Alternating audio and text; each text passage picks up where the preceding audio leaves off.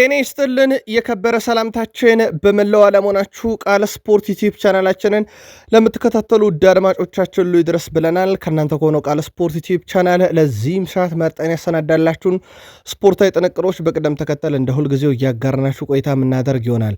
እስከ ፕሮግራማችን ፍጻሜ ቆዩ። ላይክ፣ ሰብስክራይብ፣ ሼር ማድረግ ዛሬም እንዳይረሳ ብለናል። በሀሳብ መስጫ ሳጥናችን ላይ ትላንታችሁ እንዴት አለፈ፣ ዛሬስ ምን እንጠብቅ፣ በተለይም ግዙፎቹ የአውሮፓ ሻምፒዮንስ ሊግ እና ኤሮፓ ሊግ ኮንፈረንስ ሊግ የመጨረሻ የፍጻሜ ተፋላሚ ቡድኖችን የምናውቅበት ሳምንት ነበረ። አስቀድመን በሀገር ቤት የተወሰኑ መረጃዎችን ለእናንተ ውድ አድማጮቻችን እናካፍላችኋለን። ዛሬ ተጠባቂ እውነቶች አሉ። በአውሮፓ ትልቅ ክለቦች ቀውስ ውስጥ የገባው ሪያል ማድሪድ ነገሮች በሚዲያ ላይ ከወጡ በኋላ በጣም አነጋጋሪ መረጃዎችን እየሰማን ነው። ሰበር መረጃ ይዘናል። በባርሴሎና በኩል ኤል ክላሲኮ በትልቁ ይጠበቃል። የቀድሞ ፕሬዚዳንቱ የምለው ነገር አለ እያሉ ነው። የዛሬውን ተጠባቂ የአውሮፓ ሻምፒዮንስ ሊግ የፍጻሜ ጨዋታ የተመለከተ ልዩ ጥንቅር ይዘናል። እስከ ፕሮግራማችን ፍጻሜ መልካታችሁን እያጋራችሁን ቆዩን። በተወዳጁ የእንግሊዝ ፕሪሚየር ሊግ የመረጃ ሰዓታችን በርከት ያሉ አጫጭር ስፖርታዊ ጥንቅሮችን ይዘናል። በስተመጨረሻ ማንቸስተር ሲቲ ጋዜጣዊ መግለጫ ለመስጠት ተገዷል። ያወጣውን ጋዜጣዊ መግለጫ እናደርሳችኋለን። ፔፕ ጋርዲዮላን የተመለከተም ልዩ ጥንቅር በቃል ስፖርት ዩቲዩብ ቻናል ትከታተላላችሁ።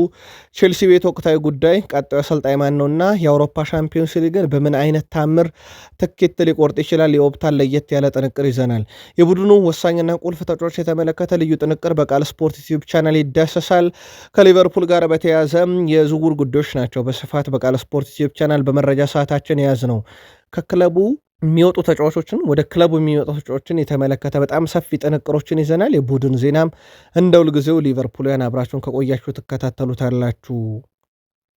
በማንቸስተር ዩናይትድ በኩል ለሻምፒዮንስ ሊግ መብቃታቸው ይታወቃል። ከዚህ ጋር አያይዘን በጣም ለየት ያለ ጥንቅር እናቀርብላችኋለን። ወቅታዊ ሁኔታዎችን በማንቸስተር ዩናይትድ በኩል ይዘናል። ቡድኑ ከ2008 ወዲህ በጣም አነጋጋሪ መረጃዎችን እንግዲህ እናጋራችኋለን። በተለይም በካሪክ ዘመን ቀጣይ በማንቸስተር ዩናይትድ ተጠባቂውን ጨዋታ የተመለከተም እና እንደዚሁም ደግሞ ከዝውውር ጋር አያይዘን የቡድኑ ወሳኝና ቁልፍ ተጫዋች የተመለከተ ጥንቅር በቃል ስፖርት ዩቲዩብ ቻናል ተይዟል።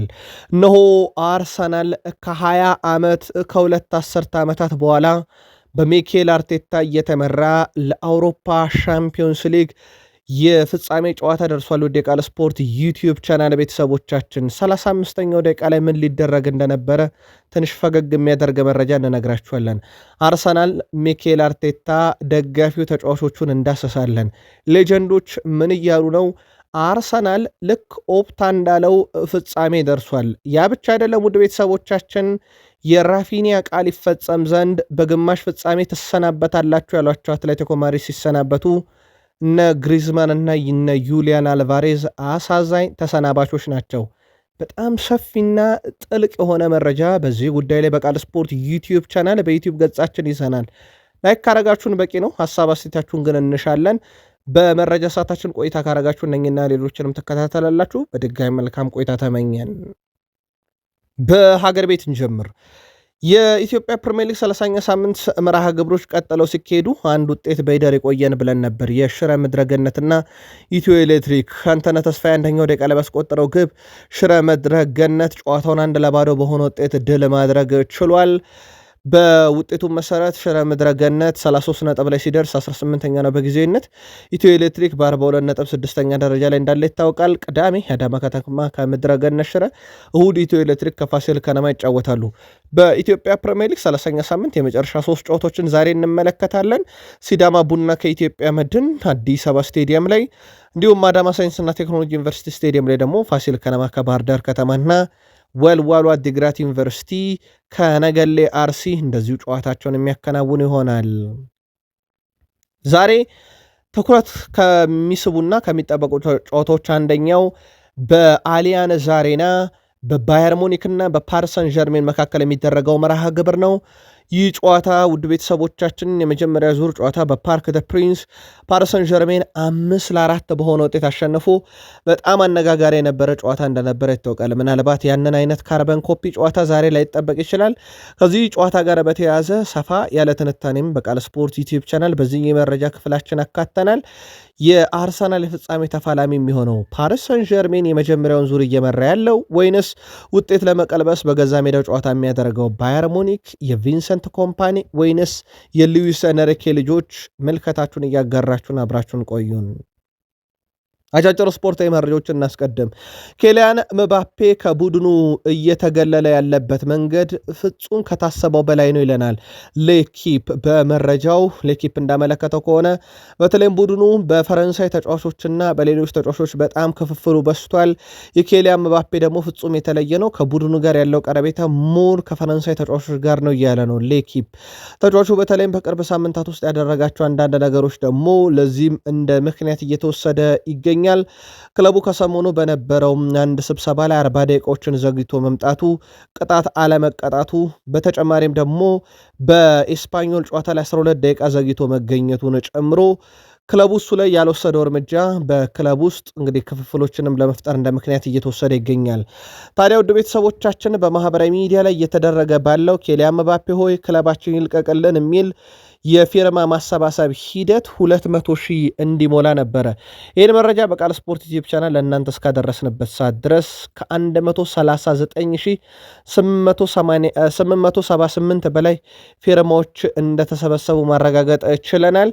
ሌሎችም ዌብሳይቶች ላይ እንግዲህ የፊርማ ማሰባሰብ ሂደቱ እንደቀጠለ ነው። በጣም አነጋጋሪውና በጣም ያልተጠበቀም ጉዳይ ሆኗል። አሁን የኬሊያን ምባፔ ክለባችንን ይልቀቅልን የሚል አንድ አድማጫችን እንደውም በቃል ስፖርት ዩቲዩብ ቻናል በሀሳብ መስጫ ሳጥናችን ላይ ሪያል ማድሪድ ልክ እንደ ፓሪስ ሰን ዠርሜን ፈርሶ መሰራት ያለበት ሰዓት ደርሷልና በርካቶች መሰናበት አለባቸው የሚል የግል መልከታም ጭምር እንዲሁ ሲያጋሩን ተመልክተናል። የቃል ስፖርት ዩቲዩብ ቻናል የማድሪድ ደጋፊዎች የእናንተ መልከታ እንዴት ያለ ነው? ለሪያል ማድሪድ መድኃኒት፣ ለሪያል ማድሪድ መፍትሄ ማንን አሰልጣኙስ ማን መሆን አለበት? ቡድን ውስጥ እንዴት መገንባት አለበት? በሚለው መልከታችሁን ላኩልን። ባርሴሎና ላሊጋውን ሊያሸንፍ ይችላል የፊታችን እሁድ በኤል ክላሲኮ ያውም በካምፕኑ ለመጀመሪያ ጊዜ በታሪክ ማለት ነው በእንደዚህ አይነት አጋጣሚ ዋንጫውን የሚያሳካ ከሆነ። ይህን መረጃ በቃል ስፖርት ዩቲዩብ ቻናል ለእናንተ እስካደረስንበት ሰዓት ድረስ የካምፕኑ ስቴዲየም መግቢያ ትኬቶች ተሽጠው ተጠናቋል። የቪአይፒ ትኬቶች ሳይቀር እስከ 2500 ዩሮ ተሽጠዋል። እንደውም አንዳንድ የዜና ምንጮች ያ ዝቅተኛ የቪአይፒ መግቢያ እንጂ እስከ 12500 ዩሮ ድረስ ሲሸጡ እንደነበረ ተረጋግጧል። ላሊጋው በአጠቃላይ ጨዋታውን ለማስተላለፍ 37 ካሜራዎች ካምፕኑ ላይ ተገጥመዋል። 190 ሀገራት ደግሞ ይህን ጨዋታ በቀጥታ ስርጭት ለአድማጭ ተመልካቾቻቸው ያደርሳሉ ተብሎ ይታሰባል። ባርሴሎና በዚህ ጨዋታ ላይ ድል የሚያደርግ ከሆነ በተለይም የሪያል ማድሪድን 106 ጊዜ ኤል ክላሲኮን የማሸነፍ ሪከርድ የሚጋራም ይሆናል ማለት ነው። ባርሳ እስካሁን 105 ጊዜ ነው ድል ያደረገው። በአጠቃላይ ጨዋታው በብዙ መንገድ እየተጠበቀ ነው። ቃል ስፖርት ዩቲዩብ ቻናል ከስር መረጃ በዚህ ጨዋታም ዙሪያ ይኖረናል። ባርሴሎና የላሊጋ መሪ ነው በ88 ነጥቦች። በነገራችን ላይ ይህን መረጃ በዚህ ሰዓት ስናደርሳችሁ ባርሴሎና በአውሮፓ 5 ታላላቅ ሊጎች 88 ነጥብ የሰበሰበ በርካታ ነጥብ ያለው ክለብ ነው። በእርግጥ ቁጥሩ የጨዋታ መጠኑ ከፍ ዝቅም ቢልም በየሊጎቹ ባላቸው ነጥብ መሰረት ብቻ ባርሴሎና 88 ነጥብ በመሰብሰብ ቀዳሚ የአውሮፓ ክለብ፣ ባየር ሙኒክ በ83 ይከተላል።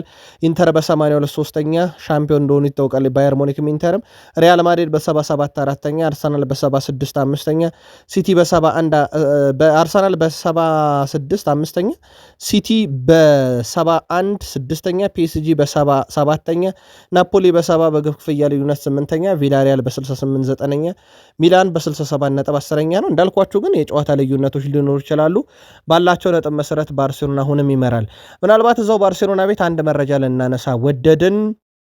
ኔይማር ባርሴሎናን የለቀቀበት የዝውውር ሂሳብ ሪከርድ እንደሆነ ይታወቃል። አሁንም የቀድሞ ፕሬዚዳንት ዮሴፍ ባርቶሚዮ 400 ሚሊዮን ዩሮ ለሜሲ ሁላ ቀርቦልን ነበር። ከዛ በኋላ ክለቡን አልናገርም እያሉ ነው። በርካቶች ግን በወቅቱ ሲቲ ስሙ ሲነሳ ስለነበረ ምናልባት ማንቸስተር ሲቲ እያሉ እንደነበረ ነው የሚታወቀው። አሁን ላይ እሳቸው ግን ክለቡን ስም አልናገርም ብለዋል። ሻምፒዮንስ ሊግ ማሸነፍ በጣም ከባድ ነው ብለዋል ቪንሰንት ኮምፓኒ። የባየር ሙኒኩ ዋና አሰልጣኝ ቪንሰንት ኮምፓኒ ዛሬ ከፒኤስጂ ጋር የሚደረገውን ጨዋታ በተመለከተ ለማሸነፍ ዝግጁ መሆናቸውን ሲናገሩ ስላጨዋወት አያሳስበኝም ብለዋል ቪንሰንት ኮምፓኒ። ዓላማችን ጨዋታውን ማሸነፍና ዋናው ነገር ፍጻሜ መድረስ ነው ብለዋል። አክለውም ግን ሻምፒዮንስ ሊግን ፍጻሜ ማሸነፍ ግን በጣም ከባድ ሊሆን ይችላል ሲሉ ተደምጧል። ቪንሰንት ኮምፓኒ ደጋፊዎች እንደምንለው ሁልጊዜም በስቴዲየም ተገኝተው እያንዳንዱን ቅጽበት እንዲጋሩ እንፈልጋለን ያሉ ሲሆን እንቅልፍ ተኝተዋል ወይ ሲባሉ እስካሁን የጨዋታው ጫና እንኳን አይሰማኝም፣ ስራዬን እሰራለሁ፣ ያለምንም ጫና ውስጥ እገኛለሁ፣ እንቅልፍም በደንብ እየተኛው ነው ሲሉ ተደምጠዋል። የፓሪሰን ዠርሜኑ አሰልጣኝ ሉዊስ ኤንሪኬም ምልከታቸውን ያጋራሉ። ከዛሬው ምሽቱ ጨዋታ ጋር በተያያዘ ሉዊስ ኤንሪኬ የሁለተኛው ዙር የአሊያንዝ አሬናው ጨዋታ በተመለከተ በጣም የተለየ ሊሆን እንደሚችል ተናግሯል። እሳቸው በጨዋታው በኩል የተለየ ነገር ሊኖር ይችላል፣ ነገር ግን አንድ ሊሸሸግ የማይችለው ነገር ዋስትና ያለው ማንም ክለብ የለም በዛሬው ጨዋታ ላይ ሲሉ ተደምጧል። የአንድ ጎል ልዩነት አድቫንቴጅ ያላቸው በዛሬው ዕለት ጥሩ የተከላከለው ቡድን ወደ ፍጻሜ ያልፋል ሲሉ ተደምጠዋል። በእርግጠኝነት ግን የመጀመሪያውን ዙር ያህል ጨዋታ ጎሎች ላናይ እንችላለን። የበርካቶቻችን ስጋት ነው፣ እኔንም ጨምሮ። እንደ ባለፈው አይነት በጣም አዝናኝ የሆነ ጨዋታ ላይኖር ይችላል። በግብ ደረጃ በተለይ በኳስ ቁጥጥር በኳሱ እጃቸው በገባ ሰዓት ሁለቱም ቡድኖች በደንብ ፖሰስ ሊያደርጉት ይችላሉ። ግን እንደ ከዚህ ቀደሙ እንደ ባለፈው ሳምንት 9 ግቦችን እናይበታለን ተብሎ አይጠበቅም። ምክንያቱም ብዙ ያስቆጠረ ሳይሆን በደንብ የተከላከለው ቡድን ለፍጻሜ ስለመድረሱ ምንም ጥርጥር የለውም። ሉዊስ ኤንሪኬ ያገባቸው ይመስላልና የተከላከለው ቡድን ሊያልፍ ይችላል ብለዋል። ጥሩ የተከላከለው ማንም ግን ዋስትና የለውም ሲሉ ተደምጠዋል። በጨዋታው የሚጠበቁ ተጫዋቾች አሉ። ለአብነት ያክል ኦሊሴ በጨዋታው አንዱ የምንጠበቀው ተጫዋች ነው። በእርግጥ ብቸኛው አይደለም። በዘንድሮ የውድድር ዓመት 14 ጎል 19 አሲስት በቡንደስሊጋ ብቻ ነው። ይሄ 73 ቁልፍ ኳሶችን ያቀበለ 6 ጊዜ ብረት የመለሰበት 88 ድሪብሎችን ያሳካ ምርጡ ተጫዋች ዛሬ በትልቁ ይጠበቃል። ግን በዛ ቦታ ላይ እንግዲህ በባየር ሙኒክ በኩል ያንን የማጥቃት ክፍል ሲመሩ በተቃራኒው መቅጣኛ እነ ዲያዝ እንዳሉ እንዳይረሳ ለማለት ነው። በፓሪሰን ዠርሜን በኩል ያው የቡድኑ አብዛኛው ተጫዋቾች አሉ። አዲስ የሰማነው ጉዳት ባይኖርም አሽራፍ አኪሚ ዛሬ እንደማይገኝ ይታወቃል። ይሄ በእርግጥ ሳምንትም በቃለ ስፖርት ዩቲዩብ ቻናል በመረጃ ሰዓታችን አረጋግጠነው ነበረ። ምናልባት ይሄ የሚዛን ልዩነት ካመጣ አንደኛው የአሽራፍ አኪሚ ያለመኖር ሊሆን ይችላል። በቃለ ስፖርት ዩቲዩብ ቻናል አንደኛው ባለፈውም ሳምንት ያነሳነው ጉዳይ ነበረ። ባየር ሙኒክ ከፓሪሰን ዠርሜን ዛሬ ምሽት 4 ሰዓት በአሊያንዝ አሬና ጆ ፔንሄሮ የመሃል ሜዳ ዳኛ ናቸው። ባየር ሙኒክ በዚህ ዓመት 43 ድል 5 አቻ 3 ሽንፈት በሁሉም መድረክ የጨዋታ ውጤቶቹ ናቸው። በፓሪሰን ዠርሜን በኩል በአንጻራዊነት 33 ድል 10 አቻ 8 ሽንፈት አስተናግደዋል። ባየር ሙኒኮች በመጨረሻ 5 ጨዋታ 2 ነጥብ የጣሉበት ተከታታይ ጨዋታ ይጠቀሳል። ባለፈውም ሳምንት በቡንደስሊጋ 3-3 በፓርክ ደ ፕሪንስ 5-4 የተሸነፉበት ጨዋታ ከዛ በፊት የነበሩ 3 ጨዋታ እንኳን ድል አድርገዋል። በፓሪሰን ዠርሜን በኩልም በተመሳይ 1 ድል 1 አቻ 1 አቻ 1 ሽንፈት 3 ድል አላቸው። ኦልሞስት ተመሳይ አይነት ሳምንታትን ካሳለፉ በኋላ ነው ዛሬ የሚፋለሙት። እነኚህ ሁለት ክለቦች 18 ጊዜ ተገናኝተዋል። 10ን ባየር ሙኒክ ሲረታ 8ቱን ፓሪሰን ዠርሜን ረቷል። አቻ የሚባል ነገር አያውቁም ሁለቱ ክለቦች ሲፋለሙ። የመጨረሻ 4 ግንኙነታቸውን ነጥለን ካየን 2ቱን ፓሪሰን ዠርሜን 2ቱን ባየር ሙኒክ ድል አድርጓል። እንደ ባለፈው ሳምንት ዛሬም 9 ግብ የምንቆጥርበት ወይንስ በጣም በምርጥ ሁኔታ የተከላከለው ቡድን ድል አድርጎ አርሰናልን በፍጻሜ የሚፋለምበት ማን ወደ ቡዳፔስት ሊያቀና ይችላል? ቅድመ ግምታችሁን በቃል ስፖርት ዩቲዩብ ቻናል በሐሳብ መስጫ ሳጥናችን ላይ ላኩልን። በመካከለኛው ምስራቅ ሊጉ ተጧጡፏል። ብዙ የሚያስተዛዝቡ ጉዳዮች አሉበት ቢባልም በሳውዲ አረቢያ ሊግ አልሂላል አልካሌጅን 2-1 በሆነ ውጤት ነው ድል ያደረገው። ሚሊኮቪች ሳቪች 34ኛው ደቂቃ ላይ፣ ማንዳሻ 79ኛው ደቂቃ ላይ የአልሂላልን የማሸነፊያ ግቦች ሲያስቆጥሩ ለአልካሌጅ አልካቢሄሬ ነበር 11ኛው ደቂቃ ላይ ግብ አስቆጥሮ ሲመሩ የነበረው። ጨዋታውን ድል ማድረጉን ተከትሎ አልሂላል ነጥቡን 77 በማድረስ ከመሪው አልናስር ያለው የነጥብ ልዩነት 2 ብቻ እንዲሆን አድርጓል። በቀጣይ ሊጉ መርሃ ግብር ውድ ቤተሰቦቻችን ሜይ 12 ከ6 ቀን በኋላ አልሂላል ከአልናስር ይጫወታሉ። በሂሳባዊ ስሌት ሁሉንም ቀሪ ጨዋታ ያሸነፈ ቡድን ሻምፒዮን ይሆናል። ሮናልዶ ወይንስ ቤንዜማ በቀጣይ በትልቁ ይጠበቃል። ቃል ስፖርት ዩቲዩብ ቻናላችን ላይ ትገኛላችሁ። የሳቱን የተመራረጡ ስፖርታዊ ጥንቅሮችን እያጋራናችሁ እንገኛለን። ከተወዳጁ የቃል ስፖርት ዩቲዩብ ቻናላችን ጋር ቆይታ ስታደርጉ ላይክ ማድረግን እንዳይረሳ። ሀሳብ አስተያየታችሁን ላኩልን። የዛሬ ጨዋታ አሊያም ትላንት በነበረ ጨዋታ ዙሪያ ምልከታዎቻችሁ እንደ ሁልጊዜው ዛሬም ልታጋሩን ትችላላችሁ። ላይክ፣ ሰብስክራይብ፣ ሼር ማድረግ እንዳይረሳ። ቃል ስፖርት ዩቲዩብ ቻናል ከተወዳጁ የእንግሊዝ ፕሪሚየር ሊግ ብቻ ወዳገኘናቸው የሰዓቱ ጥንቅሮች እንሻገራለን። መረጃዎቹን እያጋራኋችሁ እኔ ቃል ነኝ። አብራችሁን ቆዩን። ሲቲ ነጥብ በጣለበት ምሽት የደረሰው የዘረኝነት ጥቃትን በተመለከተ በቃል ስፖርት ዩቲዩብ ቻናል ተጨማሪ ጥንቅሮችን አደርሰናችሁ ነበረ። ከዚህ ጋር በተያዘ ማንቸስተር ሲቲ መግለጫ አውጥቷል። በተለይም ከዘረኝነት ጥቃቱ ጋር በተያዘ ቀጥታ ታርጌት የነበሩት አንቶኒዮ ሴሜኒ እና ማርክ ጉዌ ነበሩ። ማንቸስተር ሲቲ ይዞት በወጣው መግለጫ ይሄ ፈጽሞ ተቀባይነት የለውም ብለዋል። እነኚህ ተጫዋቾች ወደ ቡድኑ በተለይም ከመጡ በኋላ ያደረጓቸው እያንዳንዱ ነገሮች ለቡድኑ ጠቃሚ መሆኑን ባነሱበት ይህ መግለጫ ላይ በደጋፊዎቹም በኩል በተለይም በኤቨርተን ደጋፊዎች በኩል የተደረገው ነገር አሳፋሪ ነው። ፖሊስም ጉዳዩን እንደሚያጣራ እርግጠኞች ነን፣ ለዚህም ትብብር እናደርጋለን ብለዋል ማንቸስተር ሲቲዎች። ከዚህ ጋር በተያያዘ በማርክ ጉዌም ላይ በደረሰው የዘረኝነት ጥቃት ደስተኛ እንዳልሆኑ ተናግረው ይሄ በተለይም በማህበራዊ ሚዲያ ላይ ጭምር በስፋት የተነገረው የማርክ ጉዌ ነበረ። ከዚህ ጋር በተያያዘ ሙሉ እገዛ ለአንቶኒ ሴሜኒም ለማርክ ጉዌም እንደሚያደርግ የጻፈው ማንቸስተር ሲቲ ሁይነቱ ግን ተቀባይነት የለውም፣ ምርመራ እያደረግን ነው፣ ይህንን ያደረጉት ላይ እርምጃ እንዲወሰድ እናደርጋለን ብለዋል ማንቸስተር ሲቲዎች። ሲቲ በዋንጫ ፉክክሩ ላይ በአርሰናል ብልጫ እንዲወሰድበት ያደረገ ነጥብ መጣል በሂል ዲክሰን ስቴዲየም እንዳጋጠመው ይታወቃል። ፔፕ ጋርዲዮላ ሊጉ አሁን ከኛ እጅ ቁጥጥር ውጭ ወጥቷል፣ ቀሪ ጨዋታዎችን የምናየው ከአርሰናል አንጻር ነው ብለዋል። አሁን ከዚህ በኋላ በእርግጥ እጃቸው ላይ ያለ ቀሪ ጨዋታ እንደሚያደርጉ ከሆነ የነጥብ ልዩነቱን ከ5 ወደ 2 ዝቅ ማድረግ ይችላሉ። ከፓላስ ጋር ነው የሚጫወቱት፣ ቀላሉ ተጋጣሚያቸው እንዳልሆነ ምንም ጥርጥር የለውም። ከዚህ ጋር በተያዘ እሳቸው የዋንጫ ፉክክሩ ነገሩ አሁን ወደ አርሰናል ሚዛኑ አደንቷል ብለዋል። ከዛ ውጭ ግን ያው በዋንጫ ላይ ያጠናቅቁ የሚችሉበት እድል አለ። ከቼልሲ ጋር የኤፍኤ ካፕ የፍጻሜ ጨዋታቸውን ያደርጋሉ። ስለዚህ በዛ ጨዋታ ላይ ድል የሚያደርጉ ከሆነ በዚህ ዓመት ተጨማሪ ዋንጫቸውን ሊያሳኩ ይችላሉ። የካራባኦ ካፕ ዋንጫን ከአርሰናል እንደነጠቁ ይታወቃል። ፕሪሚየር ሊጉን ግን ከአርሰናል ለመንጠቅ የአርሰናል ውጤት ላይ ተንተራሰ ሂደት እንደሚኖርና አሁን በአርሰናል እጅ ላይ ያለ በአርሰናል የሚወሰኑ ዋንጫ ሆኗል ሲሉ ተደምጠዋል። ቼልሲ ቤት ሁለቱ ጉዳዮች አሁን ትልቅ አጀንዳ ናቸው። አንደኛው ቀጣዩ የክለቡ አሰልጣኝ፣ ሁለተኛ ይሄ ተአምራዊ በሆነ መንገድ የአውሮፓ ሻምፒዮንስ ሊግ ትኬትን መቁረጥ ነው። በእርግጥ በሂሳባዊ ስሌት ከሻምፒዮንስ ሊግ ውጭ ሆኗል፣ ግን ደግሞ ሌሎች አማራጮች አሉት ሻምፒዮንስ ሊግ የሚገባበት። አሁንም ያን በተመለከተ ጉዳዮች አሁን በስፋት ቼልሲ ቤት አጀንዳ ናቸው። የዣቪ አሎንሶ ቀጣዩ ክለቡ አሰልጣኝ ይሆን ዘንድ ስሙ በስፋት እየተነሳ ያለ ሰው ሆኗል። ቼልሲ ይህን መረጃ እስካጠናቀርንበት ሰዓት ድረስ ኦፊሻል መግለጫ ባይሰጥም ወይም ጉዳዩ ላይ ያለውን ሂደት ይፋ ባያደርጉም፣ ከዛ ውጭ ግን በርከት ያለው የዜና ምንጮች ሁለቱም ዣቪ እጩ ናቸው የሚል መረጃን ይዘው ወጥተዋል። ዣቪ ሄርናንዴዝም ሌላኛው እጩ ነው፣ እንደዚሁም ዣቪ አሎንሶም ሌላኛው እጩ ነው የሚሉ መረጃዎች በስፋት እየወጡ ይገኛሉ።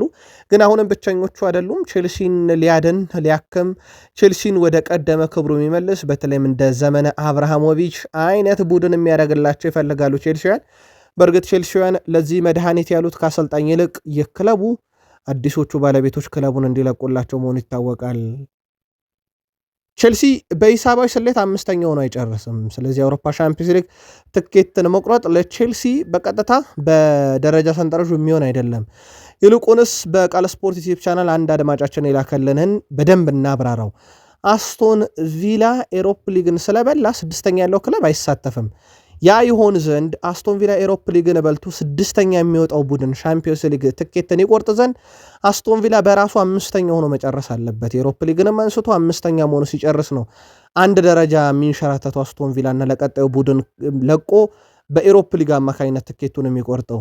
ያ ይሆን ዘንድ ቼልሲ 6ኛ ሆኖ መጨረስ፣ አስቶን ቪላ 5ኛ ሆኖ ጨርሶ ኤሮፕ ሊግን ማሸነፍ አለበት።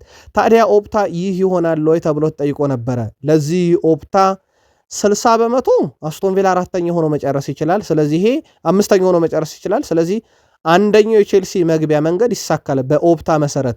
ኦፕታ ግን አንድ ጥርጣሬ ያለው የኤሮፕ ሊግን የማሸነፍ ንጻሬ ነው። 22% ነው የሰጠው። ያ ማለት 13.3% ቼልሲ 6ኛ ሆኖ የመጨረስ ንጻሬ ተሰጥቶታል። ቼልሲ ይሄንን ንጻሬውን ተጠቅሞ 13 በመቶን ስድስተኛ ሆኖ ይጨርሳሉ ሌላ ጉዳይ ነው። በእንደዚህ አይነት ቀመር ነው ቼልሲ የአውሮፓ ሻምፒዮንስ ሊግ ትኬትን ሊቆርጥ የሚችልበት ብቸኛ መንገድ። ለአድማጫችን በዚህ ጉዳዩን እናጥራው ብለን ነው። አሁን ባለበት የደረጃ ሰንጠረዥ መሰረት አምስተኛውን አስቶን ቪላ ከጨረሰና ኤሮፕ ሊግ ከበላ ቼልሲ ደግሞ ስድስተኛው ነው ከጨረሰ ሻምፒዮንስ ሊግ ቼልሲ ይገባል። በርከት ያሉ እንግዲህ የፋይናንስ ቀውሶችን ሊያስተናግድ ይችላል ቼልሲ በቀጣይ ውድድር ዓመት የአውሮፓ ሻምፒዮንስ ሊግ ትኬትን የማይቆርጥ ከሆነ። ምንም ጥርጥር የለውም ለቼልሲ ብቻ የሚሆን አይደለም። ትልልቅ ክለቦች አንደኛው የገቢ ምንጫቸው የአውሮፓ ሻምፒዮንስ ሊግ የእያንዳንዱ የጨዋታ ቀን ገቢ፣ የስቴዲየም ገቢ፣ ከመድረኩ የሚያገኙት ገቢ በተሳትፎ እነኚህ ክለቡን በደንብ ያጠናክሩ ነበረ እና ቼልሲ የፋይናንስ ቀውስ ሊገጥሞ ይችላል። እናም ቀጣይ ውድድር ዓመት ቼልሲ የአውሮፓ ሻምፒዮንስ ሊግ ትኬትን በባሌም በቦሌም የማይቆርጥ ከሆነ ከፍተኛ የሆነ የፋይናንስ ጫና ውስጥ ሊገባ ይችላል እና ኮከቦቹን የመሸጥ ግዴታ ውስጥም እንዲሁ ሊገባ ይችላል ተብሎ ይጠበቃል። ከቼልሲ ጋር በተያያዘ የኮል ፓልመር ነገር እንግዲህ ከጊዜ ወደ ጊዜ ከእንግሊዝ ብሔራዊ ቡድን የዓለም ዋንጫ ስብስብ ውጪ የመሆን እድሉ ሰፊ ነው የሚሉ መረጃዎች በስፋት እየተሰራጩ ይገኛሉ። ዘሰን ስፖርት ይዞት በወጣው መረጃ መሰረት ኮል ፓልመር አሁን ራሱን በደንብ በመስታወት ፊት ማየት ያለበትና ራሱን ማሻሻያ ቀሪ 3 ጨዋታዎች ብቻ የቀሩት ተጫዋች ሆኗል ይላል። እንዲሁም በፕሪሚየር ሊግ ነው 3 ጨዋታ፣ በካራባው ካፕ ራሱን በደንብ ማሳየት አለበት። ያም አይሆን ከሆነ ግን አሁን ከቦታው ላይ ካሉ ሌሎች አማራጮች አንጻር ቶማስ ቱሄል ከዓለም ዋንጫ ስብስብ ውጭ ሊያደርጉት ይችላሉ የሚሉ መረጃዎች እየወጡ ነው በስፋት። በተለይም ቼልሲ ቤት እያደረገ ባለው ወቅታዊ እንቅስቃሴ የዓለም ዋንጫ ይገባዋል አይገባውም የሚለውን ግን የቃል ስፖርት ዩቲዩብ ቻናል ቤተሰቦቻችን ምልከታዎቻችሁን አጋሩን። ካርተስ ጆንስ ክለቡን ሊለቅ የሚችልበት እድል ሰፊ እንደሆነ ይታወቃል። ወይ ኮንትራቱን ማራዘም ወይ ክለቡ ጋር መሰናበት የዚህ ክረምት ዕጣ ፈንታውን የተጫዋቹ ሞር ይለቃል የሚለውና ሊቨርፑል ራሱን በአዲስ መልክ ያደራጃል የሚለው በትልቁ እየተነገረ ያለ ጉዳይ ነው። ከሊቨርፑል መንደር ካርተስ ጆንስ መዳረሻ ይሆናል በሚል ፋብሪዚዮ ሮማኖ ትላንትና ሰፊ ቆይታ ያደረገበት አንዱ ኢንተር ሚላን ነው። ጆንስ በኢንተር ፕሮጀክት ላይም እርግጠኛ ነው ብሏል። በተለይም ከጥር ጀምሮ ሲደረግ የነበረው ድርድርና ውይይት ለዚህ እንደ አንድ ምክንያት እየተነሳ ይገኛል። የሊቨርፑል ሁኔታ አሁንም ያስፈልጋል፣ ግን የክፍያው ዋጋ ገና አልተወሰነም። ዝውውሩ ውሉን ያድሳል አያድስ የሚለውን ነገር የመጨረሻ ምዕራፍ ላይ አልደረሰም እና ከሊቨርፑል ጋር ያለው ነገር የመጨረሻ ምዕራፍ ላይ አይደለም 100%። ስለዚህ ሊቨርፑል ምን ይወሰናል የሚለው በቀጣይ ከተጫዋቹ ጋር እና ከወኪሉ ጋር በሚደረግ ውይይትና ድርድር የሚወሰን ይሆናል። መረጃ ፋብሪዚዮ ሮማኖ ነው። ሊቨርፑል በቀጣይነት ወደ ቡድኑ አምጥቶ ደግሞ ራሱን ለማጠናከር ፍላጎት ካለው የበርንማውዙ ተከላካይ ማርኮስ ሴኔስ ጋር በተያያዘ ነፃ ወኪል እንደሆነ ይታወቃል። ተጫዋቹ በነገራችን ላይ ከፕሪሚየር ሊግ ውጭ ከፈለገው ክለብ ጋር መደራደር ይችላል ማርኮስ ሴኔስ። ነገር ግን እስካሁን ይህ ነው የተባለ በጣም በጥልቀት አድርጎታል የተባለ ድርድር የለም። ይልቁንስ የእንግሊዝ ክለቦች ሲዝኑ እስኪጠናቀቅ ብቻ እየጠበቁ ነው። አንዱ ሊቨርፑል ነው። ነገር ግን ይሄ ዝውውር ሊሳካ የሚችልበት አንደኛው ነገር እንዳልኳችሁ ከተጫዋቹ ፍላጎት ጋር የተገናኘ ሳምንታዊ ደሞዙ እንዳለ ሆኖ በሊቨርፑል ደግሞ የኮናቴም ቆይታ ጉዳይ ሌላኛው የሚጠበቀው ጉዳይ ነው። ይሄ የኢብራሂማ ኮናቴ ውል የማይፈረም ከሆነ ሊቨርፑሎች የማርኮስ ሴኔስን ጉዳይ አጥብቀው ይሰሩበታል። የኮናቴ ዝውውር ፊርማ ግን የሚገኝ ከሆነ ምናልባት እዚህ ዝውውር ላይ ብዙ ገፍተው ላይሄዱ የሚችሉበት እድል አለ። እነ ጆቫኒ ሊዮን፣ እነ ጀረሜ ጃክዌቴ የተከላካይ ክፍሉ ላይ ሌሎች በቡድን ውስጥ ያሉ ግን በውሰትና በጉዳት ያሉ ሌሎች አማራጮቻቸው እንደሆኑ ይታወቃል። ዩቬንቱስ በዚህ ክረምት አሊሰንን ሊያስፈርም እየሰራም እንደሆነ ይታወቃል። በሊቨርፑል ወቅታዊ ጉዳይ ላይ አሊሰን ለዝውውሩ ክፍት እንደሆነ ቢታወቅም የግል ውሎች ችግር ባይኖርም ሊቨርፑል እስካሁን በሁኔታው ላይ ከውሳኔ አልደረሰም። ቤን ጃኮብስ እንዳስነበበው ከሆነ እርግጥ ነው የአሊሰን መዳረሻ ዩቬንቱስ የመሆን እድሉ በጣም ሰፊ ነው። ነገር ግን ይህን መረጃ እስካወጣን ድረስ አሊሰን ክለቡን ለቆ ለመውጣት እየገፋ አለመሆኑን ሊቨርፑል በራሱም ክለቡን እንዲለቅ ምንም አይነት ጫና ለማሳደሩን ተረጋግጦ ሊቨርፑል ግን የውድድር ዓመቱን የአውሮፓ ሻምፒዮንስ ሊግ ትኬት ተቆርጦ ማጠናቀቅ ላይ ሞር ትኩረት ያደረገና ሌሎች የተጫዋች ውልና ኮንትራት ዝውውር ላይ በዚህ ሳለ ብዙ ጫና ውስጥ መግባት አይፈልጉም ክለቡና በተለይም የአውሮፓ ሻምፒዮንስ ሊግ ትኬትን መቁረጥ እና አለመቁረጡን ካረጋገጡ በኋላ ሞር ዝውውር ላይ በስፋት ይሰራሉ ተብሎ ይታሰባል። የአሊሰን ቤከርም ወቅታዊ ጉዳይ እንደዛ ነው ያለው። አዲስ ነገር ካለ ግን በቃል ስፖርት ዩቲዩብ ቻናል ተከታተልን የምናደርሳችሁ ይሆናል። ማንቸስተር ዩናይትድ የአውሮፓ ሻምፒዮንስ ሊግ ትኬትን መቁረጡ ይታወቃል። ነገር ግን ሰር ጂም ራትክሊፍ ወደ ቡድኑ ከመጡ በኋላ በቡድን ውስጥ አንዱ ያመጡት ነገር የቡድኑን ወጪ መቀነስ ነው። ባለፈው ዓመት ብዙ ነገሮችን ቀንሷል። የራት ግብዣ ሽልማቶች እንዳይኖሩ ሰራተኞችን ቀንሰዋል። በዘንድሮ የውድድር ዓመት ምንም እንኳን ቡድኑ ከሁለት ዓመታት በኋላ ወደ ሻምፒዮንስ ሊግ መድረክ ቢመለስም ዓመቱ ማብቂያ ላይ ተጫዋቾች የሽልማት ምሽት ላለማዘጋጀት ወስኗል የሚል መረጃን ዴይሊ ሜል በስፋት ይዞት ወጥቷል። ከዚህ ጋር በተያያዘ ተጨማሪ መረጃዎችን እናጣራለን። በእርግጥ የተለየ መርሃ ግብር እንግዲህ አይኑር እንጂ ዩናይትድ ዘንድሮ የአውሮፓ ሻምፒዮንስ ሊግ ስለመግባቱ ግን በርካታ ክሬዲት ሊሰጣቸው ወይም እውቅና ሊሰጣቸው የሚገቡ አካላት ግን አሉ። ሜዳ ላይ የነበሩ ተጫዋቾች ካሪክ በራሱ በጥቂት ጨዋታም ቢሆን ያደረጋቸው ነገሮች ቀላል የሚባል አይደለም። ለማንኛውም ለማንቸስተር ዩናይትድ ደጋፊዎች ክለባቸው ወደ ሻምፒዮንስ ሊግ ሲመለስ ለዚህ ክለብ ሻምፒዮንስ ሊግ መሳተፍ የምትጠሩት አካል ማን ነው? በግንባር ቀደምትነት እዚህ ቡድኑ የአውሮፓ ሻምፒዮንስ ሊግ ትኬት ለመቁረጥና እዚህ ቦታ ለመገኘት ትልቁን ድርሻ ተወጥቷል የምትሉት ማን ነው? በዩቲዩብ ገጻችን በሀሳብ መስጫ ሳጥናችን ላይ ጻፉልን። ማንቸስተር ዩናይትድ ወደ ሻምፒዮንስ ሊግ መመለሱን በማረጋገጡ ምክንያት ከፍተኛ ገቢ የሚያገኝ ይሆናል። ይሄም በቀጣይ ክረምት ላይ ዝውውር መስኮቱ ላይ ተጫዋቾችን አሳምኖ ከማምጣትን በተጨማሪ ፋይናንስ አቅሙን አሳድጎለታል። በውድድሩ ምንም ነጥብ ባይሰበስብ እንኳን ከሚዲያ ከትኬትና ከቁሳቁስ ሽያጭ ወደ 70 ሚሊዮን ፓውንድ አካባቢ ወደ ካዝናው ማንቸስተር ዩናይትድ ያስገባል። ሌላ ወደ ሻምፒዮንስ ሊግ በመመለሱ ብቻ ዳግም ከማሊያ አጋር ድርጅቱ ተቋርጦበት የነበረውን 10 ሚሊዮን ፓውንድ ጭማሬ ማግኘቱ ተረጋግጧል። የዩናይትድ ይሄ የተረጋገጠና ሊገኝ የሚችል ገቢ ነው። ሌሎችም ግን ተጨማሪ ገቢዎችን ክለቡ ያገኛል ተብሎ ይታሰባል። ወደ አውሮፓ ሻምፒዮንስ ሊግ መመለሱ ከዚህ ጋር በተያያዘ የዩናይትድ የገንዘብ አቅምም ጡንቻም ከፍ ብሎ በዝውውር መስኮቱ ላይ በንቃት እንዲሳተፍ ያደርጓል። ውድ የቃል ስፖርት ዩቲዩብ ቻናል ቤተሰቦቻችን አሁን ላይ ማይክል ካሪክ የዩናይትድ ዋና አሰልጣኝ ለመሆን ከእጮቹ ይልቅ በቤቱ ያለው ትልቅ አድቫንቴጅ ያለው እያለ እንደሆነ ይታወቃል ፋብሪዚዮ ሮማኖ። ከዚህ ጋር በተያያዘ ማንቸስተር ዩናይትድ በሶስቱም አሰልጣኞች ስር ሲሰረጥር በሩበን አሞሪም፣ በሩድ ቫን ኒስተልሮይም አሁን ደግሞ በካሪክ ስር ባለበትም ሰዓት እንዳጠቃላይ በጣም የሆኑ መሻሻሎች ነበሩት። ግን የነኛ መሻሻሎች ሁሉ ተንጸባርቀው የወጡት በካሪክ ስር ነው። ምክንያቱም እንደ ቡድኑ ሁኔታ ስለተጫወተ ይሉታል በርካቶች። ያው የሩበን አሞሪም ቡድን በብዙ ተሻሽሎ ነበር ካምና። በተለይም በጣም በርካታ ሙከራ የሚያደርግ በርካታ የግብ ዕድሎችን የሚፈጥር ብረት የሚመልስበት ቡድን ነበር የሩበን አሞሪም። ግን በውጤት ደረጃ እንደ ካሪክ አይነት ውጤታማ ቡድን አልነበረም። የካሪክ ቡድን ባለፉት 23 ጨዋታ ጨምሮ እንዳጠቃላይ ካሪክን ደምሮ ባለፉት 23 ጨዋታ ግብ እያስቆጠረ ነው። ይሄ ከ2008 ወዲህ ክለቡ ያስመዘገበው ረጅሙ ግብ የማስቆጠርም ታሪክ ነው። ዩናይትድ ሌላኛው በጣም እየተሻሻለ መሆኑን ማሳያም ሊሆን ይችላል። በዩናይትድ በኩል ከዚህ በኋላ ያው የክብር ጨዋታዎች ይቀጥላሉ እና ደረጃ ሰንጠረዡ ላይ የተሻለውን ደረጃ ይዞ ማጠናቀቅ በተለይም ሶስተኝነት በትልቁ የዩናይትድ ዓላማ ነው። በዛ ቦታ ላይ ማጠናቀቅ ከሰንደርላንድ ጋር ስቴዲየም ኦፍ ላይት ጨዋታ ያደርጋሉ። በሳምንቱ መጨረሻ ቅዳሜ ቀን ዩናይትድ ከረጅም ጊዜ በኋላ ወደ ቅዳሜ ሲመለስ ይህን ጨዋታ በመሃል ሜዳ ዳኝነት እንዲመሩት ስቱዋርት አትዌል ተመርጠዋል። ከዩናይትድ ጋር በተያያዘ ምናልባት በቡድን ዜና ልናነሳ የወደድ ነው ያው ወደ ሻምፒዮንስ ሊግ ሲመለሱ የራሽፈርድ መልእክት ነግረናችሁ ነበረ። ከዚህ ጋር በተያያዘ ግን የራሽፈርድ ጉዳይ በባርሴሎና ጸንቶ እዛው የማይቆይ ከሆነ ዩናይትድ ሌሎች አማራጮችን ሲያይ የጀርመኑ ክለብ ባየር ሙኒክ በስፋት ስሙ እየተነሳ ነው። ሌሎችም የፕሪሚየር ሊግ ክለቦች ስማቸው እየተነሳ ነው። በዩናይትድ በኩል ወቅታዊ ጉዳዮች በስፋት ከዝውውር ጋር የወጡት አንደኛው የራሽፈርድ መዳረሻ በተመለከተ ነው። ባየር ሙኒክ ዛሬ ስሙ በስፋት ሲነሳ የነበረ ክለብ ነው።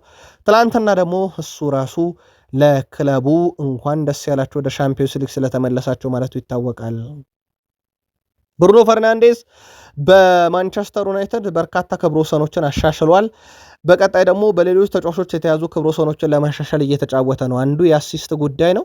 ሌላው በርካታ የግብ ዕድሎችን በአንድ ሲዝን በመፍጠር በሜሱት ኦዚል 146 2015-16 በኬቨን ደብሮይና 136 2019-20 የተያዘውን ሪከርድ ለመስበር ቀሪ 3 ጨዋታ ላይ ተጨማሪ የግብ ዕድሎች ያስፈልጉታል። ብሩኖ 120 ደርሷል። ከኬቨን ደብሮይና በ16 ያንሳል። ከኦዚል በ26 ያንሳል።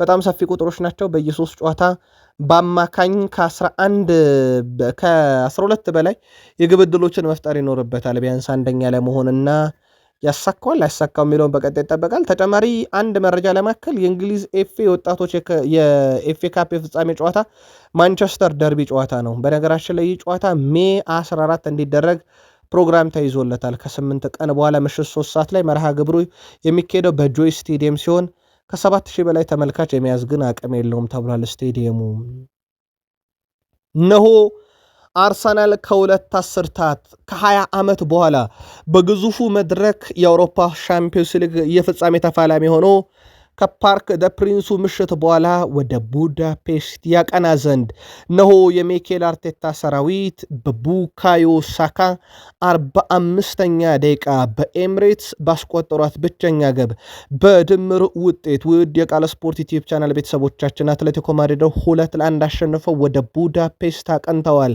አርሰናል በምሽቱ ጨዋታ ላይ በጣም የተሻለው ቡድን ነበረ። በተለይ በመጀመሪያ አጋማሽ ላይ ሌስ አንድሮ ትሮሳርድ አክሮሮ የመታተን ኳስ ግብ ጠባቂው ሲተፋው ነበረ። ቡካዮ ሳካ አግኝቶ ከመረብ አዋህዶ አርሰናልን ለፍጻሜ አብቅቶ ዛሬ ፓሪስ ሰን ዠርሜን ወይንስ ባየር ሙኒክን ነው የምንገጥመው ብለው በእረፍትና በተዝናኖት ሆነው ጨዋታ እንዲያዩ የጋበዛቸው አርሰናል ለሚኬል አርቴታ ሐውልት ይስራ እያለ ነው። ሽናይደር የቀድሞ ተጫዋች ሽናይደር አሰልጣኝ ሚኬል አርቴታ ቡድኑ ለፍጻሜ መብቃታቸው የማይታመን ነው በማለት ተናግሯል። አርሰናል ለአርቴታ ሐውልት ማቆም አለበት የሚለው ሽናይደር ለዚህ ቡድን የአውሮፓ ሻምፒዮንስ ሊግ ፍጻሜ መድረስ ትልቁና ቁልፍ ሰው ነው ብሏል። ነገር ግን ውድ ቤተሰቦቻችን ይህን ጨዋታ በተንታኝነት ሲያገለግል የነበረው ሽናይደር በጣም የተለየ ሀሳብ ያጋራል። ቃል ስፖርት ዩቲዩብ ቻናል ላይ ናቸው። 35ኛው ደቂቃ ላይ ለአውሮፓ እግር ኳስ ማህበር ስልክ መደወል ፈልጌ ነበር አለ። ለምን ሲባል ጨዋታው እንዲቋረጥ እና አርሰናልም አትሌቲኮ ማድሪድም ከውድድሩ ተባረው የአውሮፓ ሻምፒዮንስ ሊግ ፍጻሜ ጨዋታ በባየር ሙኒክ እና በፓሪስ ሰን ዠርሜን መካከል እንዲደረግም አስቤ ነበር ብሏል። አርሰናል ጨዋታውን 1-0 አሸንፎ ፍጻሜ ግን ደርሶበታል።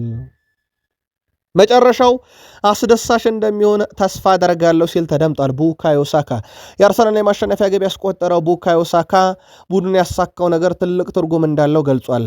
ክብር ለአምላክ ይሁን፣ ለፍጻሜ ደርሰናል፣ አስደሳች ታሪክ ነው፣ ፍጻሜው እንደሚያምር ተስፋ አደርጋለሁ ሲል ተደምጧል። የምሽቱ ብቸኛዋን ግብ አስቆጣሪ አርሰናል ለፍጻሜ ያበቃው ቡካዮ ሳካ በምሽቱ ጨዋታ ደጋፊዎች የነበራቸው ኢነርጂ፣ ደጋፊዎች የሰጡት ድጋፍ፣ ድባቡ፣ እያንዳንዱ ነገር ፍጹም አስደሳች እንደሆነም እንዲሁ ይናገራል። ፍጹም ውብ ነው። እስኪ ተመልከቱት፣ ስቴዲየሙን፣ ደጋፊውን ተመልከቱት። ይህንን ማየት እጅግ በጣም ያስደስታል። በእውነት ለማመን ይቸግራል እንደዚህ አይነት ሞመንቶች ላይ መገኘት ብሏል። ክለቡን እንግዲህ በፍጻሜ ከ20 ዓመት በኋላ ሲደርስ ይሄ ቡድን ሙሉ ለሙሉ የአውሮፓ ሻምፒዮንስ ሊግ የፍጻሜን ጨዋታ የሚያደርግ የመጀመሪያው ስብስብ ነው። ምክንያቱም ያኛው ቲም 20 ዓመት ክፍተት እንዳለ ይታወቃል በመካከላቸው። የአርሰናሉ ዋና አሰልጣኝ ሚኬል አርቴታ አስደናቂ ምሽት ነበረ ሲሉ ከጨዋታው በኋላ ተናግረዋል። አስደናቂ ምሽት ነበር ያሉት አርቴታ በጋራ ታሪክ ሰርተናል ሲሉ ለፍጻሜ መድረሳቸው እንደተደሰቱበት ገልጸዋል። ደጋፊዎች በእያንዳንዱ ንክኪ ከኛ ጋር ኳስ ተጫውተዋል የሚሉት ሚኬል አርቴታ እዚህ እንደዚህ አይነት ነገር ስመለከት ይህ በታሪክ ለመጀመሪያ ጊዜ ነው ብለዋል። አክለውም ከ20 ዓመት በኋላ ለፍጻሜ ደርሰናል፣ ከሳምንታት በኋላ በቡዳፔስት ላይ አስደናቂ ምሽት እናሳልፋለን ሲሉ ተደምጠዋል። ውድ የቃል ስፖርት ዩቲዩብ ቻናል ያርሰናል ደጋፊዎች እናንተስ በእያንዳንዱ የኳስ ንክኪ ከክለባችሁ ጎን ነበራችሁ የሚለውን ጻፉልን። በቴሌቪዥን መስኮት ነበር እናንተ ስትከታተሉ ነበሩት፣ እሳቸው በስቴዲየም የነበረው ከእያንዳንዱ የኳስ ንክኪ ጋር አብረውን ነበሩ ሲሉ ተደምጧል። ዳኛው በጨዋታው ጥሩ ነገር ሰርቷል፣ ከዚህ ሌላ የምለው ነገር የለም ስለ ዳኝነት ውሳኔ ብለዋል። ምናልባት ቅሬታ የሚያስነሳ ነገር እናንተ ያያችሁት ነገርም ካለ በዩቲዩብ ገጻችን ላይ ያጋሩን። አርሰናል እንኳን ደስ ያላችሁ ብለዋል ዲየጎ ሲሜኔ። አርሰናል በገንዘብ አቅም እኮ ከኛ ይበልጣልም ሲሉ ተደምጠዋል። የአትሌቲኮ ማድሪድ አሰልጣኝ ዲየጎ ሲሜኔ በአሰልጣኝ ሚኬል አርቴታ ጉዞ መደሰታቸውን ተናግረዋል። አርሰናል እንኳን ደስ አላችሁ ያሉት ዲየጎ ሲሜኔ ሚኬል አርቴታ በአርሰናል አስደናቂ ስራ እየሰራ ነው ሲሉ ክብርም ሰጥተዋል። አሰልጣኝ ዲየጎ ሲሜኔ በሰጡት አስተያየት አርሰናል ከአትሌቲኮ ማድሪድ የበለጠ የፋይናንስም አቅም እንዳለው ልብ አድርጉልኝ ብለዋል። በፋይናንስ አቅሙ ከኛ ከሚበልጥ በብዙ ያውም ከሚበልጥ ቡድን ጋር በማይታመን ደረጃ ተፎካክረናል ያሉት ዲየጎ ሲሜኔ አርሰናል ይገባዋል፣ ስለሚገባውም ፍጻሜ ደርሷል ብለዋል። እሳቸው በዚህ የውድድር ዓመት ላሊጋው መለጣቸው፣ ኮፓ ዴላሬን በፍጻሜ ተሸነፉ፣ የስፔን ሱፐር ካፕን በግማሽ ፍጻሜ ተሸነፉ፣ የአውሮፓ ሻምፒዮንስ ሊግን በግማሽ ፍጻሜ ተሸነፉ። ስለዚህ በዚህ ዓመት አንድ የፍጻሜ ጨዋታ፣ ሁለት የግማሽ ፍጻሜ ጨዋታ ተሸንፈው ከውድድሩ ተሰናብተዋል። በአርሰናል በኩል እንግዲህ ለፍጻሜ ደርሰዋል። ፍጻሜውን ካሸነፉ በነገራችን ላይ አንድም ጨዋታ ሳይሸነፍ የአውሮፓ ሻምፒዮንስ ሊግ ያነሳ ቡድን ይሆናሉ። በፍጻሜ ጨዋታውን ምናልባት ውድ ቤተሰቦቻችን ቀኑን ለማሳወቅ ያክል ሜይ 30 ቅዳሜ ምሽት 1 ሰዓት በሃንጋሪ በቡዳፔስት ይካሄዳል። የፍጻሜ ተፋላሚ አንዱ አርሰናል መሆኑን አውቀናል። ቀጣዩ ቡድን ማን ነው የሚለውን ዛሬ ምሽት የምንለይ ይሆናል። ኢያን ራይት የአርሰናል ደጋፊዎች አንድ ነገር ልነግራችሁ ወዳለው፣ ይህንን ተደሰቱበት። እግር ኳስ ቅጽበት ነው፣ እግር ኳስ ውለታ አያውቅም። ዛሬ በደንብ ተደሰቱ ሲል ተደምጧል። ደስታችሁን በዩቲዩብ ገጻችን በሀሳብ መስጫ ሳጥናችን ላይ ያጋሩን። ቴሪ ዳንኤል ኖረኒም በመጀመሪያ ደረጃ ሚካኤል አርቴታ ባሰላለፉ ላይ ደፋር ነበር እኮ ብሏል። በጨዋታው ላይ ዊሊያም ሳሊባ፣ ጋብርኤል፣ ዴክላን ራይስ ምስጋና መስጠት አለብኝ ያለው ቴሪ ዳንኤል ለቪክተር ዮኬሬሽ ግን ትልቁ ምስጋና መሰጠት አለበት ብሏል። ዋይኒ ማርኩሩኒም በነገራችን ላይ ስለ ቪክተር ዮኬሬሽ ቆመን ማጨብጨብ አለብን፣ ትልቁን ሚና ተወጥቷል፣ በየሜዳ ክፍሉ ሲዋደቅ የነበረ ሲታገል የነበረ ብሎታል። ዋይኒ ማርኩሩኒም የቀድሞ የአርሰናል አሰልጣኝ በአርሰን ቬንገር በኩል ፍጻሜም እንደደረሰ ይታወቃል። ቡድኑ ለመጨረሻም ጊዜ የደረሰው ያ ነው። ከቤን ስፖርት ጋር ቆይታ ነበራቸው። ጨዋታውን በቀጥታ ሲተላለፍ ከነበረባቸው ግዙፍ የዓለማችን ሚዲያ የካታሩ ቤን ስፖርት ይጠቀሳል። አትሌቲኮ ማድሪድ ጋር የተደረገውን ጨዋታ መጠናቀቅ በኋላም አርሰናሎች ሁለተኛው 45 ሙሉ ጎል ለማግባት ሲንቀሳቀስ ከነበረ ቡድን ጋር ተጫውተው ምንም አይነት እድል አለመስጠታቸው በመከላከሉና በታክቲክ ዲሲፕሊን ምን ያህል ጠንካራ እንደሆኑ አይቻለሁ ይላሉ እሳቸው። የአትሌቲኮ ማድሪድ የጎል እድሎች የመፍጠር ሂደት እና በሶስተኛ የሜዳ ክፍል ላይ የነበራቸው ፍጥነት በቂ አልነበረም። በሁለቱም የደርሶ መልስ ጨዋታ አርሰናል የተሻለ ቡድን እንደነበር ምንም ጥርጥር የለውም ይላሉ አርሰን ቬንገር። ምሽቱ በሚገባ ድል ውስጥ እናከብረዋለን ያሉት አርሰን ቬንገር የሚጠበቅ ነበረ ለፍጻሜ ማለፋችን ብለዋል።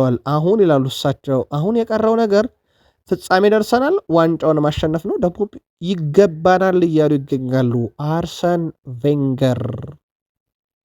ከሚኬል አርቴታ ጋር በተያያዘ በ38 ጨዋታ እንግዲህ ፍጻሜ ደርሰዋል። 25 ጨዋታዎችን ለማሸነፍ ትንሽ ጨዋታ የፈጀባቸው አምስተኛው አሰልጣኝ ናቸው በታሪክ። ሃንሲ ፍሊክ በ29 ጨዋታ 25 ድል፣ ኤነሪኬ በ34 ጨዋታ 25 ድል ላይ ደረሱት።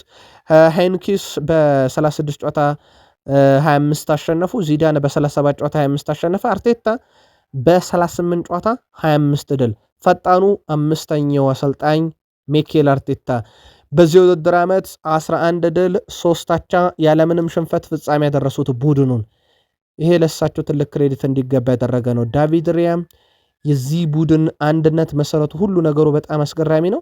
ይህ ከክለብም በላይ እንዲሆን ያደረገ ቤተሰብ አንድነት ያለበትና ሚኬል አርቴታ ቡድኑ እየመሩበት ያለው መንገድ በጣም አስደናቂ ብሎታል። ዲዬጎ ሲሜኔ ከግሪዝማን ፍጹም ቅጣት ምት ጋር በተያዘ ብዙ መናገር እንደማይፈልጉ ተናግሯል። እሳቸውም እንደ አጠቃላይ ዳኝነቱ አንዳንዴ ለእኛ ያደላ፣ አንዳንዴም ከኛ በተቃራኒ ነበረ ነው፣ ባይሆን እድለኛ አልነበርንም ሲሉ ተደምጧል። እሳቸው ኮኬስ ስለ ዳኝነቱ እንዴት ተላለ ሲባል ዳኛው የቻለውን አድርጓል፣ ከዚህ በላይ የምለው ነገር የለኝም ስለ ዳኝነት ውሳኔው ብሏል። የመጀመሪያ ዙር ጨዋታ በአርሰናል በተወሰነ መንገድ፣ በሁለተኛ ዙር ጨዋታ አትሌቲኮ ማድሪዶች በዳኛ ውሳኔ ደስተኛ እንዳልነበሩ ተናግሯል። በእርግጥ እኚህ ዳኛ መመደባቸው ሲነገርና አርሰናል አንድም ጨዋታ በእኚህ ዳኛ ስር ተሸንፏል አያውቅም ሲባሉ ዲዬጎ ሲሜኔ ምላሽ ከመስጠት ይልቅ አንገታቸውን ነቅነቅ አድርገው ማለፋቸውን በቃል ስፖርት ዩቲዩብ ቻናል በምሽት ዘገባችን ላይ እንደዚሁ ሰፊ ሽፋን ሰጥተነው እንደነበር ይታወቃል። ቡካዮ ሳካ እናንሳው። የምሽቱ የድል ግብ ባለቤት አርሰናል ለፍጻሜ በቃ። ባለፉት 14 የአውሮፓ ሻምፒዮንስ ሊግ ጨዋታ 14 ጎል ሲደመር አሲስት አለው። በ14ቱም ጨዋታ ቢያንስ በአንድ ግብ ይሳተፋል እንደማለት ነው። ቡካዮ ሳካ ከጉዳት ከተመለሰ በኋላ በጣም ወሳኝ ግብ ፉልሃም ላይ፣ በጣም ወሳኝ አሲስት ፉልሃም ላይ፣ በተለይም በፕሪሚየር ሊግ የዋንጫ ጉዞ ላይ፣ ትላንትና ደግሞ የአውሮፓ ሻምፒዮንስ ሊግ ፍጻሜ ይደርሱ ዘንድ በጣም ወሳኝ ግብ አስቆጠረ። ይህ ብቻ አይደለም ውድ ቤተሰቦቻችን፣ ቡካዮ ሳካ በታሪክ የመጀመሪያው አርሰናል ተጫዋች ሆኗል። በሁለት የአውሮፓ ሻምፒዮንስ ሊግ ግማሽ ፍጻሜ ጨዋታ ግብ ያስቆጠረ። ፓሪስ ሰን ዠርሜን ላይ አምና፣ ዘንድሮ ደግሞ አትሌቲኮ ማድሪድ ላይ ያደርጎታል። ቡካዮ ሳካ ትላንትናም ተቀይሮ ወጥቷል። በቡካዮ ሳካ በኩል በጣም የሚያምር ምሽት እንድናሳልፍ እንግዲህ አድርጎናል ብለው የአርሰናል ደጋፊዎች ያወደሱት ተጫዋቻቸው ሚኬል አርቴታ ግን ብዙ ሊያጫውቱት አልወደዱም። ለጥንቃቄ ተብሎ ነው ተብሏል። አዲስ ነገር ካለ ግን በተጨማሪነት ፈልገን የምናጋራችሁም ይሆናል። ሚኬል አርቴታ የማሸነፊያ ግብ ለማስቆጠር በጣም ልዩ የሆነ ሰው መሆን አለብህ። ያን ደግሞ ቡካዮ ሳካ አድርጎታል ሲሉ ተደምጠዋል። የጨዋታው ኮከብ ዴክላን ራይስ ነበረ። ሙሉ ሜዳውን አካሉታል ማለት ይቻላል። ትላንትና ዴክላን ራይስ በዚህ ውድድር ላይ እስካሁን የሰራነው ነገር ማሳነስ የሚቻል አይመስለኝም፣ በጣም ትልቅ ነገር አድርገናል ብለዋል። እሱ በግሉ በምሽቱ ጨዋታ ላይ 75 ኳስ ነካ፣ ከ62 ያቀበላቸው ኳስ 56ቱ ተሳክቷል። 8 ኳስ ሶስተኛ የሜዳ ክፍል ላይ ያቀብሏል። 7 የአንድ ለአንድ ፍልሚያዎችን አሸንፏል። 4 ታክሎችን ወርዷል። 2 ሙከራ 2 የግብ ዕድል ፈጥሯል። በጨዋታ ደረጃ ውድ ቤተሰቦቻችን የትላንትናውን ብቻ አይደለም የጨዋታ ኮከብ የተባለው ከአምና ጀምሮ ብናይ ባየር ሙኒክ ጋር፣ ሪያል ማድሪድ በደርሶ መልስ፣ አትሌቲኮ ማድሪድ ጋር ዘንድሮ የጨዋታ ኮከብ ተብሏል እና ይሄ በትልቅ ጨዋታ ላይ በአውሮፓ ሻምፒዮንስ ሊግ ያውም ይሄ አውሮፓ ውስጥ የሪያል ማድሪድን ያክል የገነነ ክለብ እንደሌለ ይታወቃል። በመድረኩ እነኚህ የደርሶ መልስ ጨዋታ ሁላ ኮከብ የተባለ ነው። ትላንትም አድርጎታል። በአንድ የሻምፒዮንስ ሊግ ውድድር ዓመት ብዙ ክሊንሽት በማስመዝገብ ኤድዋርዶ ሜንዲ 2021 ላይ 9 አሳክቶ ቼልሲም የሻምፒዮንስ ሊግ ባለ ክብር ሆኖ ነበር። ዳቪድ ሪያም እዛ ላይ ደርሷል 9 እና ሊሆን የሆነ ወይ ዋንጫው ሌላ ግጥምጥሞች ሊሆን ይችላል። ዳቪድ ሪያ በነገራችን ላይ በዚህ ውድድር ዓመት ቡድኑ አንድም እንዳይሸነፍ ያደረገ 6 ግብ የተቆጠረበት ያም በአውሮፓ ሻምፒዮንስ ሊግ ጥቂት ግቦችን ያስተናገደ ቡድን ይሆን ዘንድ ትልቁን ድርሻ ተወጥቷል። የፕሪሚየር ሊጉ የወርቅ ጓንት አሸናፊው እሱ እንደሆነ እንዳይዘነጋ ውድ ቤተሰቦቻችን። ያልተሸነፈ ቡድን አርሰናል ጥቂት ግቦችን የተቆጠረበት 9 ክሊንሺቶች ያሉት ሲሆን ለዚህ ደግሞ ዳቪድ ሪያ ትልቁን ክሬዲት ከሚወስዱት የአርሰናል ተጫዋቾች አንደኛው ሊሆን ይችላል። አንቷን ግሪዝማን በብዙ መንገድ ከታላላቅ ክብሮች ጋር ተሸዋውዶ ነው አትሌቲኮ ማድሪድ ለቆ ወደ ኦርላንዶ ሲቲ የሚያቀነው። ልብ አድርጉ ውድ ቤተሰቦቻችን፣ አንቷን ግሪዝማን ከአትሌቲኮ ማድሪድ ጋር ላሊጋ የለው፣ ሻምፒዮንስ ሊግ የለው፣ ኮፓ ዴላሪ የለው። ለምን አትሉም? ባርሴሎናን ከ2019 እስከ 2020 ተቀላቅሎ ሲጫወት በመካከል 2021 ላይ በላሊጋ የነገሰው ቡድን አትሌቲኮ ማድሪድ ቀሪውን ሪያል ማድሪድ ነው የነገሰበት። ስለዚህ እሱ የላሊጋ ዋንጫን እንኳን ማግኘት ሳይታደል ቀርቷልና አንቷን ግሪዝማን እንዲህ ተሸዋውዶ ነው ከክለቡ ጋር የሚለያየው ከዋንጫ ጋር ማለት ነው። ፈረንሳይ ተጫዋች ሆኖ በአውሮፓ መድረኮች ላይ በርካታ ጨዋታን በማድረግ ከሪም ቤንዜማ በ152 አንደኛ፣ ቴሪ ዳኒሮኔ በ135 ሁለተኛ፣ ማኬሌሌ በ130 የአውሮፓ ሻምፒዮንስ ሊግ ምሽቶች ሶስተኛ ነው። አሁን አንቷን ግሪዝማን 128 ጨዋታን በአውሮፓ ምሽት ያደረገ አራተኛው ፈረንሳይ ተጫዋች ሆኖ ከአትሌቲኮ ማድሪድ ይሰናበታል። በጨዋታው የዩሊያን አልቫሬዝ ሚና ይጠበቅ ነበረ። በርካታ መለሚያዎች በስቴዲየም ውስጥ ይኖራል ተብሎ ይታሰባል። አንዱ የራሱ አርሰናል ነው፣ በኤምሬትስ ነበር። ተጫዋቹ ፈላጊ እንደሆኑ ይታወቃል። ሁለተኛው ባርሴሎና ነው። ሌሎችም ግን በርከት ያሉ ክለቦች በተለይም የአውሮፓ ግዙፍ ክለቦች ተጫዋቹን እያዩት ነው። ከተጫዋቹ ጋር በተያያዘ እንግዲህ በጨዋታው የ66ኛ ደቂቃ ሲደርስ የመቀየሪያ ቦርዱ የሚያሳየው እሱ ከሜዳ ወጪ እንደሆነ ነበረ የሚያሳየውና ተቀይሮ ወጥቷል። ከአትሌቲኮ ማድሪድ ጋር ዋንጫ ሳያነሳ አሁንም ሲዙኑን አጠናቆታል። አሁንም ዋንጫ ሊያነሳ አልቻለም። ስለዚህ የዚህም ተጫዋች ነገር በአመቱ መጨረሻ ክለቡን ሊለቅ የሚችልበት በጣም ሰፊ እድል እንዳለ አንደኛው ማሳያ ተደርጎ ሊወሰድ ይችላል። የዩሊያን አልቫሬዝ ነገር አንድ ነገር ግን በጣም አስገራሚ ነው። ራፊኒያ በሩብ ፍጻሜ በአትሌቲኮ ማድሪድ ባርሴሎና ተሸንፎ ሲሰናበት ለደጋፊዎቹ ከተቀያሪ ወንበር ላይ ተነስቶ ያው ጉዳት ላይ ስለነበረ ቀጣይ ጨዋታ መኑን ትሰናበታላችሁ ብሎ ነበር። ያ ቃሉ ይፈጸም ዘንድ ትላንትና የቡካዮ ሳካ ግብ አርሰናልን ባለድል አትሌቲኮ ማድሪድን ተሰናባች እንዳደረገ የሚታወቃል። አስገራሚ ግጥምጥሞች ነው። ዊሊያም ሳሊባ ሁሉም ነገር ገና አልተጠናቀቀም ይላል። 4 ጨዋታ ይቀረናል ይላል። አንዱ የቡዳፔስት ፍጻሜ ጨዋታ፣ አንዱ የፕሪሚየር ሊግ ሶስቱ የፕሪሚየር ሊግ ጨዋታዎች ናቸው። ገና ይቀረናል ብለዋል። አርሰናል በነገራችን ላይ የተከላካይ ክፍሉ በደንብ ሊደነቅ ይገባል። እና ሳሊባ እና ማጋሌሽ ያሉበት የመከላከል ክፍል እንደ ግብ ጠባቂ ሁሉ እንደ ዳቪድ ሪያ ሊመሰገን የሚገባ ነው። እንደ አጠቃላይ በዚህ ውድድር ዓመት በሁሉም መድረክ 0.69 በጨዋታ በአማካይ ግብ የሚያስተናግድ ቡድን አርሰናል ነው። ያ ብቻ አይደለም። የአርሰናል ውድ ቤተሰቦቻችን በድል ጎዳና እንኳን ብናይ በ1970-71 ላይ 41 ድል ነበረው በሁሉም መድረክ። አሁን የሚካኤል አርቴታን ቡድን በሁሉም በተጫወታቸው ጨዋታ 41ኛ ድል ላይ ደርሶ ያንን አስገራሚ ክብረ ወሰንም እንዲሁ የተጋራም ቡድን ሆኗል። በጨዋታው የማይልስ ስኬሊ መሰለፍ በጣም አነጋጋሪና በጣም ያልተጠበቀ ነበረ። በእርግጥ በፉልሃም ጨዋታ ላይ በአማካይ ስፍራ ላይ ካሰለፉት በኋላ በርካቶች ይህ ተጫዋች ሌላ እድል የሚያገኝበት ራሱን የሚያሳይበት በተለይም ደግሞ የእሱ ትክክለኛ የመጫወቻ ሜዳ ክፍል ላይ መገኘቱ ጥሩ ነበር እያሉ ነበር። ትላንትናም ደግሞ ተጫውቷል። በታሪክ ከኤከር ካሲያስ እና ከንዋንኮን ካኑ በመቀጠል በእድሜ ትንሹ ተጫዋች ሆኖ ወይም ደግሞ እድሜው 19ና ከዛ በታች ሆኖ በርካታ የግማሽ ፍጻሜ ጨዋታን ያደረገ ተጫዋች ሆኗል። ሁለቱ ተጫዋቾች በነገራችን ላይ ካሲያስና ንዋንኮ ካኑ 4 የግማሽ ፍጻሜ ጨዋታ ሲያደርጉ ማይልስ ስኬሊ 3ኛውን ትላንትና እንደዚሁ ማከናወን ችሏል። አርሰናል ቡዳፔስት አቀንቷል። አርሰናል ለፍጻሜ ደርሷል።